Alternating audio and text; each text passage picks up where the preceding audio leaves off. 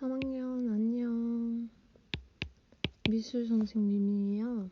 우리 3학년들은 이렇게 선생님이 직접 찍은 영상으로는 처음 이제 인사를 하는 것 같은데 항상 학교에 나와서 그래도 직접 얼굴을 보며 수업을 하다가 이렇게 영상으로 저도 설명을 하려니까 우리 3학년 친구들이 과연 잘 들을 수 있을까 걱정도 됩니다.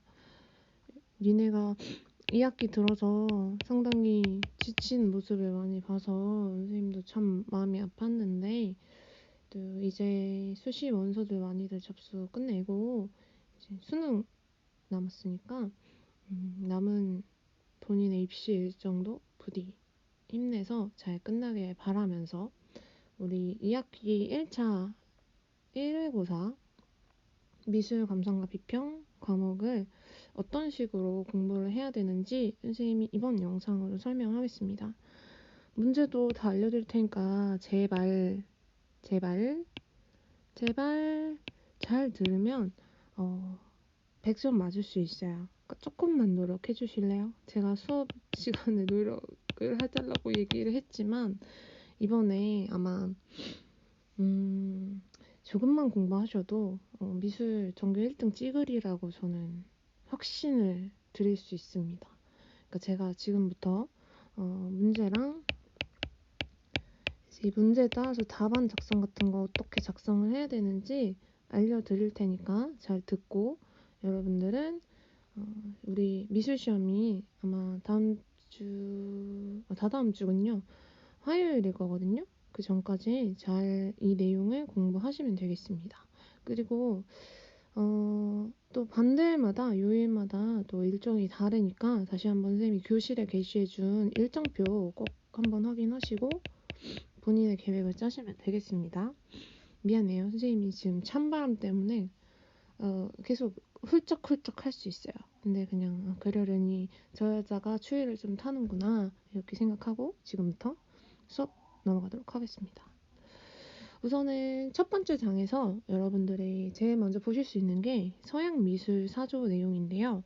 사실 이 서양미술이라고 굉장히 거창하게 선생님이 작성하긴 했지만 우리가 2학기 들어서 총 5명의 서양 화가를 만나봤잖아요. 근데 이 5명 화가들이 어느 유파에 속하는지 이거를 잘 알아두시면 문제 푸는데 전혀 지장이 없을 것 같아요.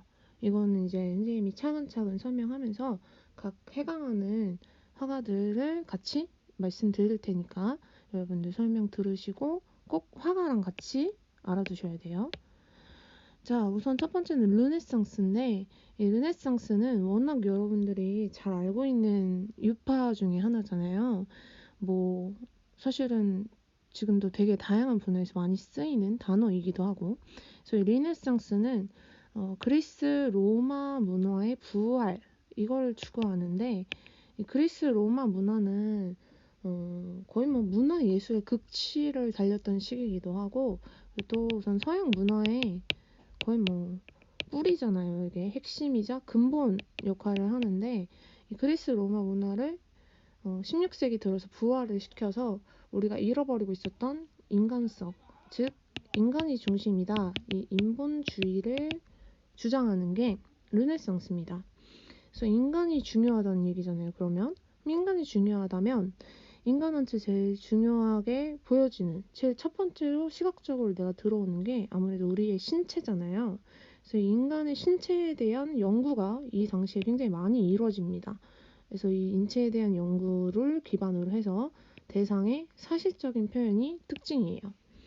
그래서 마치 이 르네상스는 뭐 아름다움, 특히 신 이런 걸 뭐 추구하는 것 같지만 그 안에 있는 궁극적인 목적은 어쨌든 사람, 우리 즉 인간을 굉장히 중요하게 생각한다는 거 잊지 마시고 아무래도 고전을 부활시키자 이런 거니까 단정하고 우아한 그런 클래식 느낌이 많이 나는 게 특징이 되겠죠. 그래서 르네상스는 특징들을 이렇게 키워드 위주로 암기를 하시면 되겠고 이때 키워드는 그리스 로마 문화의 부활, 인간성 회복, 대상의 사실적 표현, 단정하고 우아, 고전 이런 식으로 키워드 잡으시면 됩니다. 그래서 이 르네상스의 대표적인 화가가 우리 다빈치였잖아요. 다빈치. 그래서 제가 여러분들은 또 다빈치에 굉장히 눈여겨봤던 작업이 그 살바도르 문디라고 하는 현재 세계에서 가장 비싼 작품 이거 있잖아요. 이 작품이랑 해서 다빈치가 르네상스에 해당하고, 다빈치의 르네상스보다는 사실은 여러분들이 답안을 작성하실 때 르네상스의 이 키워드 위주로 작성하시는 게 굉장히 중요한 포인트가 될 것 같아요. 그리고 두 번째, 바로크식입니다. 바로크라는 명칭 자체가 일그러진 진주라는 뜻이에요. 그래서 이 바로크 시기는 장식이 굉장히 지나치고 건축이 굉장히 과장돼 있어요. 건축이 과장돼 있으면 당연히 건축의 부속이라고 여겨졌던 조각도 역시 과장돼 있습니다. 그러니까 막 지나치고 과장되고 뭐 이게 딱 삘이 오지 얘들아. 근데 이거에 대해서 약간은 경멸적인 시선은 부정적인 시선을 담은 용어이긴 해요. 근데 이제 원래는 그렇게 일컬어졌는데 이 르네상스라고 하는 굉장히 포멀한 작업들에서 너무 이거 과하다. 그래서 이 후대가 좀 비판하는 요소를 담아서 짓는 용어인데 뭐 현대에 와서는 그냥 르네상스랑 반대되는 개념으로 여겨지고요. 되게 외향적이고 격동적이고 명암 대비가 뚜렷한 경향으로 인식을 합니다. 그래서 굉장히 뭐 감정적이라고 보시면 돼요. 작가의 감정 그리고 그 그림 안에 작품 안에 등장하는 등장인물들의 굉장히 격정적인 감정을 표현하는 게 바로크 시기고, 제가 요즘 바로크 시기의 대부분의 작품들은 엄청 막 이렇게 화면이 있으면 막 이렇게 시꺼멓고 가운데 뿅 하고 스포트라이트처럼 이렇게 빛나는 것들이 있다고 했잖아요. 그런 화가가 누구였지?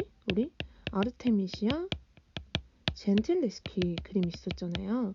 그래서 젠틸레스키 그림이 바로크 시기 대표적인 작품이다라는 거 꼭 알아두시고, 바로크 역시도 키워드 위주로 지나친 장식, 과장된 건축 조각, 그리고 르네상스의 대립, 외향적, 격동적, 명암 대비가 뚜렷하다. 뭐 이런 거 키워드로 알아두시면 되겠습니다. 그래서 제가 젠틸레스키의 대표작으로는 제가 당연히 유디트 연작 시리즈를 보여드릴 건데, 목 자르는 유디트는 상당히 그 자극적이기 때문에 여러분들의 그 예민해진 시험 시간에 제가 그걸 보여드리면 좀 부담이 될 수 있을 것 같아서 제가 이 유디트 연작 중에서도 조금 얌전한 시리즈를 보여드릴 테니까, 젠틸레스키의 작품은 바로크의 대표적인 작품으로서 이렇게 극적인 시꺼먼 화면에 스포트라이트 같은 빛 구성이 이루어지는 작품이다라는 거를 알아주시면 되겠습니다. 그리고 세 번째로는 후기 인상주의 나오는데요. 이거는 인상주의가 사실 이렇게 세 번으로 나뉘어요. 여러분들 알고 계시는 인상주의, 이건 뭐 모네 이런 사람들이 있고, 그다음에 신인상주의, 이거는 그 전묘법 쇠라 이런 사람들이 있고요. 그다음에 마지막으로 후기 인상주의가 나오는데, 인상주의가 사진기라고 하는 이 물건이 개발이 되면서 그에 따른 대응으로 발생된 유파거든요. 그래서 이 인상주의는 되게 즉각적인, 우리가 일시적으로 받아들일 수 있는 상태를 포착하는 걸 되게 중요해요.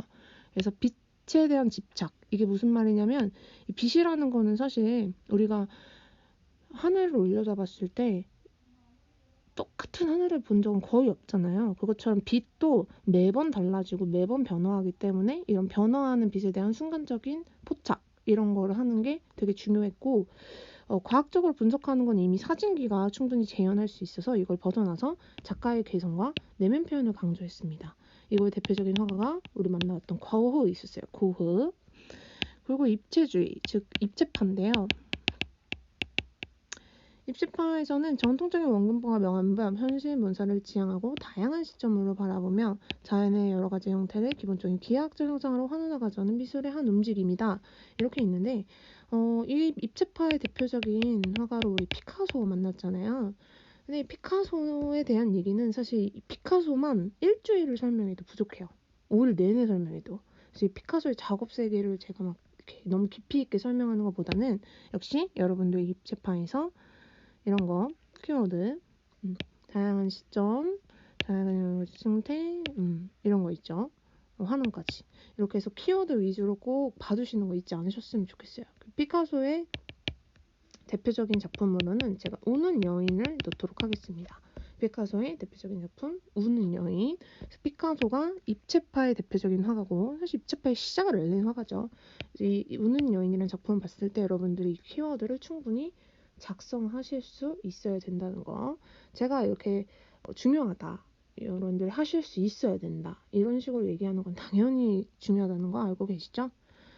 자, 그리고 개념 미술이랑 인터랙티브 아트는 사실 우리가 하나로 현대 미술이라고 엮으면 되는데요.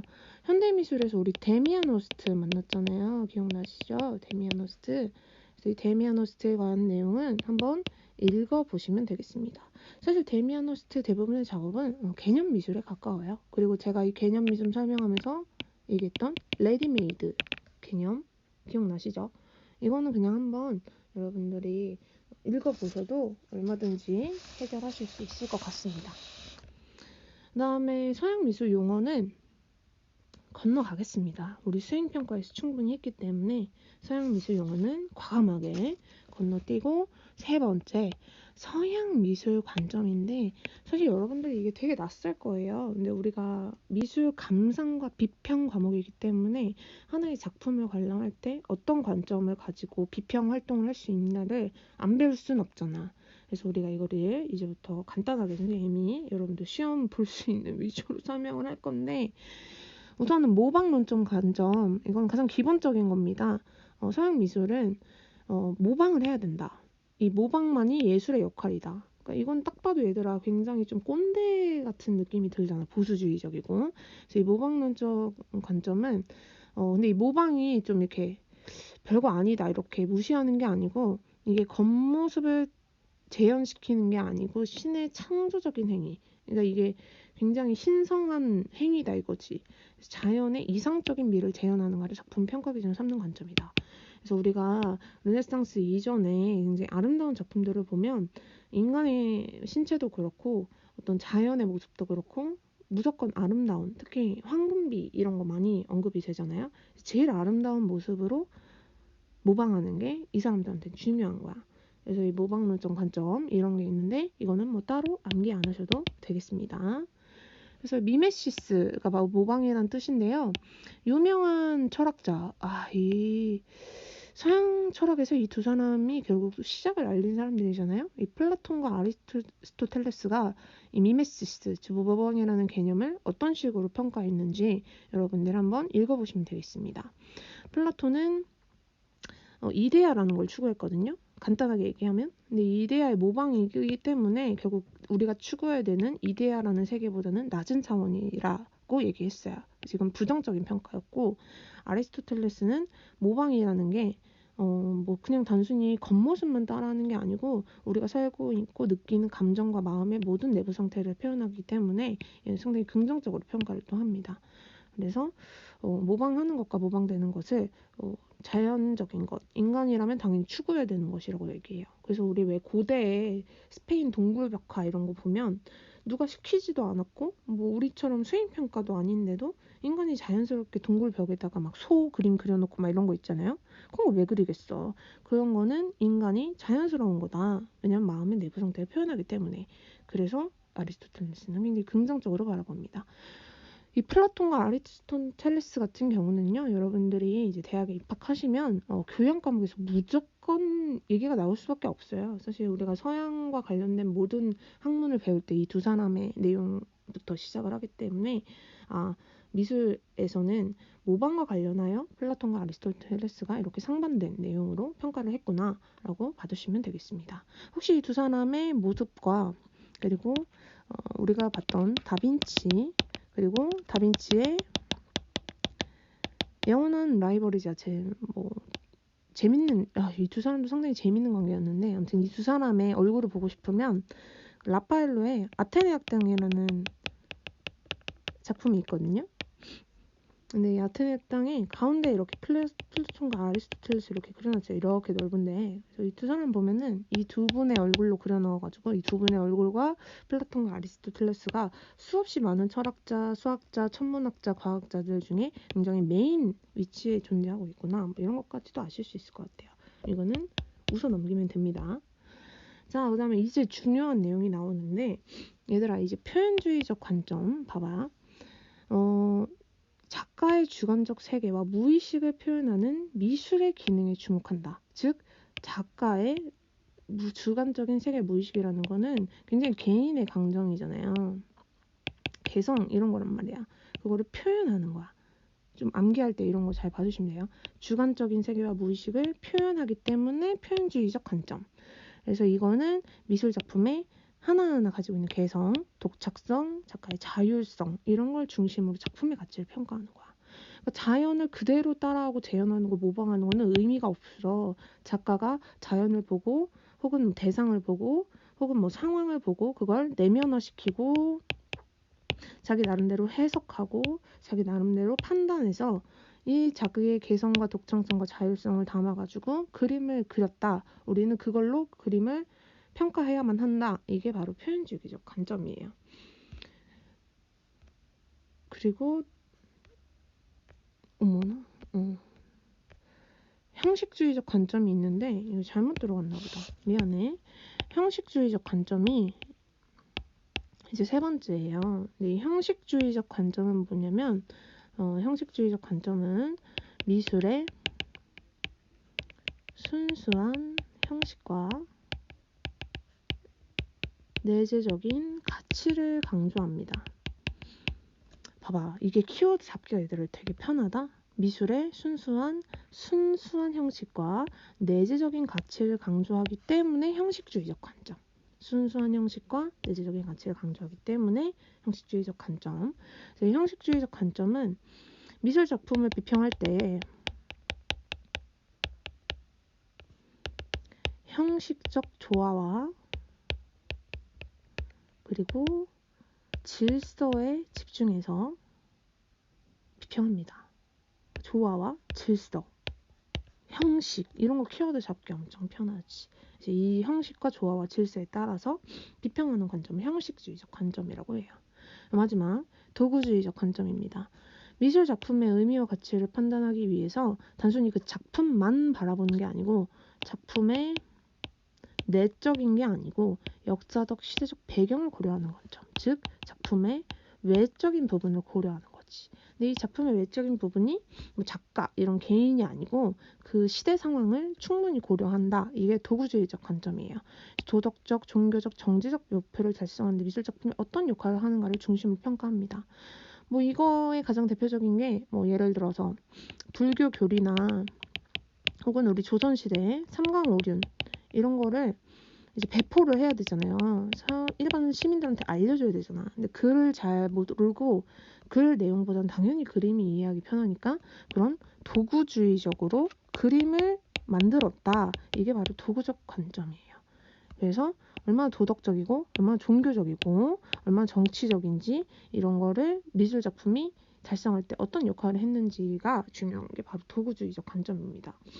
제가 이거 세 개를 지금까지 여러분들한테 표현주의적 관점, 그리고 형식주의적 관점, 그리고 도구주의적 관점을 드렸잖아요. 그럼 제가 문제를 이렇게 낼 거예요. 여러분들한테 그림 하나를 주고 자, 여기서 이 그림을 가장 잘 감상하기 위한 관점으로 올바른 것은 하면 여러분들이 뭐 이걸 고르든 셋 중에 하나만 택해가지고 작성하시고 당연히 뭐 관점 이렇게 작성해야겠지. 표현주의적 관점이다. 이러면 표현주의적 관점 작성하시고 쭈루루룩 써주고 형식주의적 관점이다. 쭈루룩 써주고 도구주의적 관점이다. 쭈루룩 써주고 이거를 셋 중에 하나만 쓰시면 됩니다. 이렇게 해서 문제 낼 거니까 세 개 중에 하나만 고르세요. 자, 그 다음에 펠드면과 게이건의 제가 비평 방법에 대해서 말씀을 드릴 건데 이거는 제가 미리 문제 어떻게 내는지 말씀을 드릴게요. 그래서 어떻게 할 거냐면 그림을 하나 드릴 겁니다. 그리고 사람들이 막 뭐 이렇게 막 평가를 하고 있을 거야. 그러면 제가 사람들이 말하는 말풍선을 이렇게 집어넣겠죠. 그럼 사람들이 말하는 걸 보고 여러분들이 해당 멘트에 따른 이 단계를 여기서 찾아서 이 단계 명칭과 뜻을 쓰라고 할 거예요. 단계 명칭과 뜻. 이건 얘들아 너무 어렵지 않잖아. 그치? 그러니까 이 단계적 비평이 총 3단계로 제가 원래는 4단계인데요. 제가 3단계로 임의로 줄였어요. 그래서 이 3단계 중에서 여러분들이 이 상황을 보시고 이 3단계 중에서 이거는 몇 번째 단계구나를 판단을 하셔서 내가 고른 답의 명칭과 뜻을 작성해 주시면 된다고요. 근데 펠드먼과 게이건 두 명이 나오잖아요. 근데 둘 다 외우면 너무 많으니까 둘 중에 하나만 외우세요. 펠드먼이랑 게이건 중에 하나만 외우시면 돼요. 자, 그래서 펠드먼의 단기적 비평, 원래는 총 4단계입니다. 묘사, 분석, 해석, 판단인데요. 우선 묘사. 작품의 외형적 요소를 체계적이고 단계적으로 분석합니다. 당연히 외형적인 거를 눈으로 묘사하는 거라고 생각하시면 돼요. 눈으로. 그래서 이 객관적인 사실에 의해서 목록을 작성하는 과정입니다. 왜냐면 완전 이렇게 뭐 세부적으로 분석을 해야 되니까. 그리고 세부 항목별로 특징을 분석하고요. 이때 분석할 때는 표현 재료와 용구, 그다음 표현 방식, 그다음 조형 요소와 원리 이런 게 어떻게 그림을 구성하는가를 보는 게 분석이에요. 그래서 앞에 있는 이 두 개가 묘사고 뒤에 있는 이 두 개가 분석인데 여러분들은 그냥 이렇게 총 합해서 보시면 되겠습니다. 그리고 두 번째 해석인데요. 아까 묘사하고 뭐 분석했잖아, 작품을. 그럼 이제 그 뜻을 봐야 되잖아. 그래서 이 작가가 그린 작가가 전달하고자 하는 주제가 뭐였는지 해석을 합니다. 이 사람이 과연 무슨 뜻으로 이렇게 한 거지? 하고 해석을 하는 거야, 자기 나름대로. 그리고 아까 우리가 분석했던 표현 방법, 조형 요소와 원리 이런 걸 기반으로 해서 시각적, 조형적 특징을 따져봅니다. 그러니까 이 해석이 맞는지 확인을 하는 거지. 그리고 내가 해석한 바가 제대로 됐나 의문을 제기하고 스스로 그 답을 찾아가는 겁니다. 이런 의미가 맞나? 이렇게 그 고민을 해보고 스스로 그 답에 대한 답변을 찾아가면서 정답을 찾아나가는 거라고 생각하시면 되겠습니다. 그 다음에 세 번째, 본질적인 작품의 가치와 미적 가치를 판단하고 평가합니다. 뭐 이거는 아까 얘기한 그 도구주의적 관점이랑 맥락이 비슷한데요. 작품이라고 하는 게 결국엔 가치가 있어야 미술 작품으로 인정을 받는 거잖아요. 그래서 이 작품의 본질적인 가치와 미적 가치를 판단하고 평가하는데 과연 이 작품이 그렇다면 이렇게 해석을 해봤을 때 그렇다면 작가의 의도가 잘 표현된 게 맞는가, 작품이 어떻게 평가되는 게 정당한가 이런 식으로 뭐 속되게 얘기하면 뭐 이렇게 순위를 매기는 거예요. 상대적으로 이게 괜찮은 거야, 안 괜찮은 거야 이런 식으로 순위를 매기는 게 판단 역할이라고 생각하시면 됩니다. 펠드먼의 단계적 비평이 이렇게 이루어졌다면 게이건의 비평적 탐구는 사실 비슷합니다. 그래서 제가 일부러 3개로 여러분들 이해하기 쉬우시라고 3개로 펠드먼 거를 묶어놓은 것도 게이건은 3개지만 내용은 사실 펠드먼이랑 비슷해요. 첫 번째는 기술과 분석. 작품을 자세히 서술하고 궁금한 점을 조사하거나 분석한다. 작품에 관한 지식과 정보에 대해서 이야기 나눈다. 이거 완전 아까 봤던 묘사 및 분석이랑 비슷하잖아. 그다음에 해석 및 설명. 작품의 의미를 부여하고 추론, 분론, 서사 등의 방법으로 해석하고 토론한다. 이것도 아까 봤던 그 해석이랑 완전 비슷하고요. 마지막 평가와 판단. 감정, 등급 전하기, 추천하기 이런 식으로 아까 얘기한 그 순번 매기고 순위 매기는 건 똑같아요. 작품의 가치를 판단하고 근거를 들어서 설득력 있게 설명한다. 그래서 여러분들은 다시 한번 얘기하지만 펠드먼과 게이건 둘 중에 하나만 고르셔서 외우고요. 다만 답을 작성하실 때 제가 펠드먼의 단계적 비평인지 게이건의 비평적 탐구인지는 당연히 알아야 되니까요. 이 명칭 자체는 여러분들 꼭 암기하셔야 됩니다. 그래서 답안을 작성하실 때 물론 선생님처럼 개판으로 쓰시면 안 돼요. 자기가 만약에 펠드먼 걸 골랐어요. 그러면 서술할 때 첫 문장 시작을 저는 펠드먼의 단계적 비평 안에서 이런 식으로, 내가 만약에 게이건 걸 골랐으면 저는 게이건의 비평적 탐구 안에서 이런 식으로 쓰시면 돼요. 물론 제가 이거 다 채점 요소로 집어 넣을 테니까 여러분들 답안 작성하실 때 꼭 채점을 어떻게 구성하는지 확인하시고 점수 다 받아가실 수 있게 준비하셨으면 좋겠어요. 자, 지금까지 우리 시험 대비용으로 제가 설명을 해드렸는데 사실 서양 미술을 감상하는 방법은 너무 긴 그리고 방대한 양만큼 연구가 되게 많이 돼 있긴 해요. 근데 여러분들이 어쨌든 시험을 논술형으로 치셔야 돼서 제가 시험 문제랑 해서 알려드렸으니까 부디 저는 사실 평균이 100점이 나와도 된다고 생각합니다. 이번 시험은. 그러니까 잘 대비하셔서 마지막 미술 평가를 웃는 얼굴로 잘 받아가실 수 있게 화이팅 하셨으면 좋겠어요. 자, 지금까지 고생 많았고 지금부터 공부 시작하시면 되겠습니다. 안녕.